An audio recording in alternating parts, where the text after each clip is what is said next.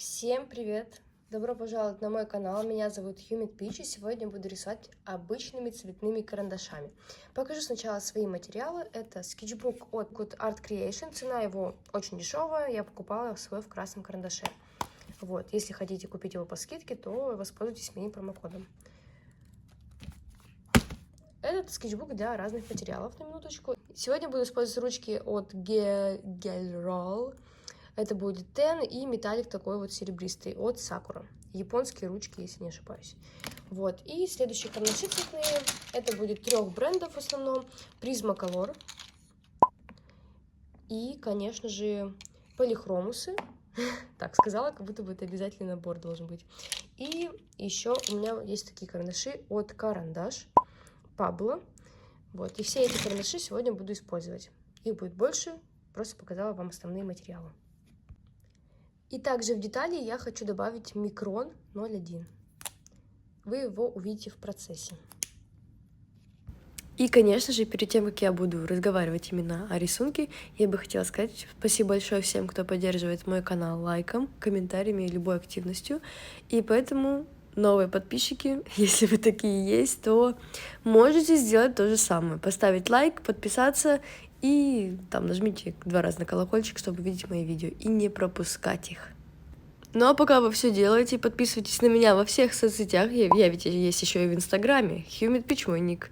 В целом, я до того, как начала снимать, я сделала небольшой скетч, примерно как все будет расположено по пропорциям. Ну и в последующем просто начала уже делать какие-то детали карандашом. Решила начать почему-то вот с глиттера, так называемого. Кстати, рисовать карандашами начала относительно недавно, то есть, может быть, пару месяцев назад. Я просто купила набор Van Gogh от Royal Talens и такая, блин, почему бы не порисовать карандашами? Это достаточно интересно, и самое интересное, я никогда в детстве почему-то особо ими не рисовала. У меня единственные карандаши были это Kohinoor, акварельные, вот, и я покупала самый большой набор, это были мои единственные карандаши, которые реально на данный момент, они все еще находятся у меня дома, и я ими иногда пользуюсь. Но как одиночный самостоятельный материал я никогда не использовала карандаши. Не знаю, почему, то ли неинтересно было, то ли не было возможности. Сейчас же я почему-то начала рисовать, и мне реально нравится этим заниматься. Я купила разные фирмы карандашей для обзоров. Так что скоро на канале появятся новые видео, и они будут связаны с материалами. И вообще, если вы знаете, то я начала вести YouTube снова. Вот. Что касается материала, им достаточно легко работать, так я не особо умею им пользоваться, да, я просто типа пока экспериментирую, пытаюсь понять, прочувствовать этот материал, как что работает, вот, и в целом не могу прям сделать какое-то описание, как научиться рисовать карандашами, потому что я сама пока в этом процессе, вот, но надеюсь, в будущем я смогу вам дать какие-то отдельные советы по поводу того, как лучше, какие карандаши лучше покупать и так далее. Вот, а пока вы можете просто посмотреть, как я пытаюсь рисовать карандашами. Это не очень простое дело, потому что можно работать послойно, можно работать в разных техниках. И, кстати, можно сказать про технику. И, конечно же, я никого не хочу обидеть, потому что я не люблю, когда карандаш супер вылизанный.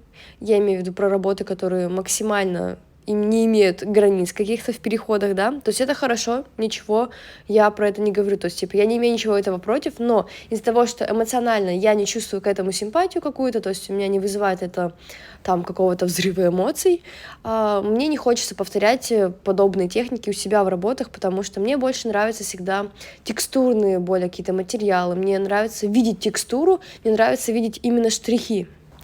И по этой причине вы, скорее всего, подобного типа работы никогда не увидите на моем канале или в моем профиле Инстаграм. Конечно, немного сокливо начала этот рисунок, но в целом, извиняюсь, конечно, за такое слово, но для того, чтобы нарисовать глаза, вначале я использовала просто разные оттенки розового, которые у меня были, старалась сделать максимально яркими, но поняла, что как бы вроде у меня большие наборы, но прям таких темных цветов нет, то есть нужно их в любом случае смешивать, вот. Но на данном рисунке я использовала просто готовые оттенки, не особо смешивала их как-то, а использовала просто градацию розовых цветов.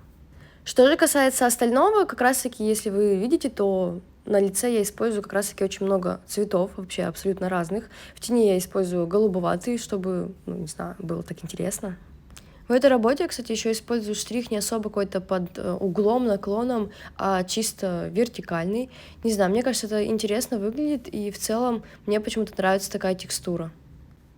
Также стараюсь слои первые делать не супер яркими из-за того, что в последующем это может, например, затруднить мне нанесение последующих слоев, например, более ярких, или, например, если я захочу углубить или добавить тона, то это будет сложно сделать из-за того, что карандаш это, там есть свои особенности из-за того, что в материале содержатся определенные вещества. А если вы будете, например, на первых порах сразу же давить на карандаш и пытаться добиться очень плотного или яркого цвета, например, если вы хотите все-таки делать портрет какой-то такой с объемом, то это будет сложно вообще сделать, потому что в последующем просто реально карандаш не будет накладываться друг на друга. И да, я немножко ступила, когда поставила камеру на другую противоположную сторону. Я подумала разнообразить ракурсы. В итоге, ничего не видно, извиняюсь. Стараюсь работать последовательно, то есть, типа, не сразу только над глазами делаю их проработку супер четко и так далее, а в целом над лицом полностью. Конечно, другие детали, например, как волосы, рука, фон, это уже не особо для меня важный элемент, и я их просто схематично, так сказать, набрасываю. И, кстати, может быть, мне как-то оставлять фотографии, с которых я рисую, возможно, вам будет это удобно. Не знаю, как я это сделаю, но попробую как-нибудь прикрепить фотографию в описании.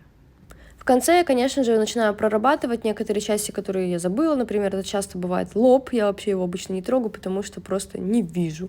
Вот, ну а в целом я начинаю добавлять небольшие детали, прорабатывать брови, глазки, реснички, губки и какие-то яркие элементы, которые мне, например, хочется проработать, чтобы они были яркими.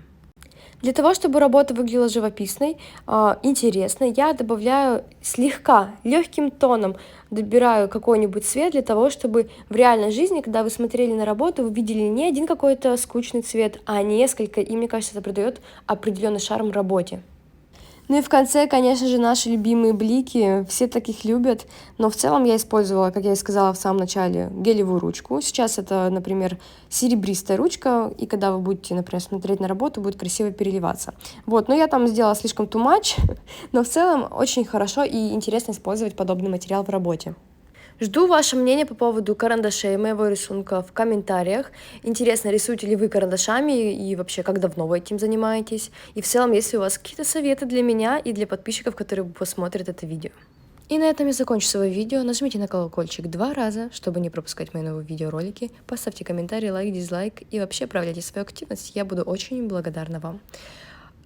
Также, наверное, придется как-то удлинить это видео, потому что если я не сделаю его 10-минутным, у меня оно не зайдет никуда, ни в какой топ и никуда вообще.